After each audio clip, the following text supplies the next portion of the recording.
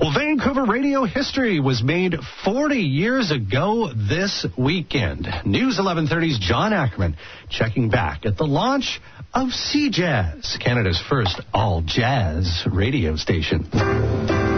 CJAZ signed on at midnight on March 1st, 1980 with this song, Herbie Hancock's Maiden Voyage. And so when that came on, everybody toasted the champagne, and then I had to get up and go to work that next morning at 5 o'clock in the morning. That's Campbell McCubbin, who was the co-host of that first CJAZ morning show, the appropriately named AM on FM. And we cranked out a ton of information, a ton of interviews, everyone from the Dalai Lama to Marilyn Chambers. However, its greatest challenge was a bad transmitter location and a poor signal. By the time they got around to actually managing to move it up onto Mount Seymour, where it should have been in the first place, they were behind in terms of listenership. The station has been through a few incarnations since then. Today, it's 96.9 Jack FM. I'm John Ackermann.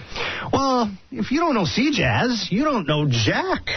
News 1130's John Ackermann looking back at 40 years to the launch of our sister station down the hall and its original incarnation as Canada's first all-jazz radio station. These days, 96.9 Jack FM is known for playing what they want. But on March 1st, 1980, they signed on at 92.1 FM as CJAZ.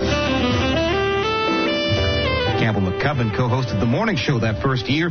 He remembers the big reason the station didn't catch on. You just couldn't hear it in the prime market area. There wasn't a great signal, so it was something that we were always fighting. Program director Ted Farr admits the station also had a hard time defining itself. There were so many camps of people who liked this version of jazz or that genre of jazz. Play a song on the air, somebody would phone up and complain about it, saying that's rock and roll, that's not jazz. 5 years later, CJAZ became 97 KISS FM.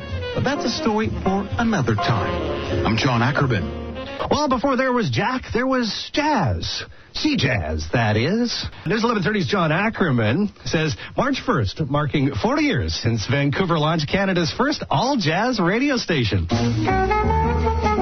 Broadcasting at 92.1 FM from a transmitter on Salt Spring Island, morning co-host Campbell McCubbin says the greatest challenge to the new station was a poor signal in Metro Vancouver. And for a format like soft jazz, smooth jazz, or regular ordinary jazz, you want to get into at least into the West End.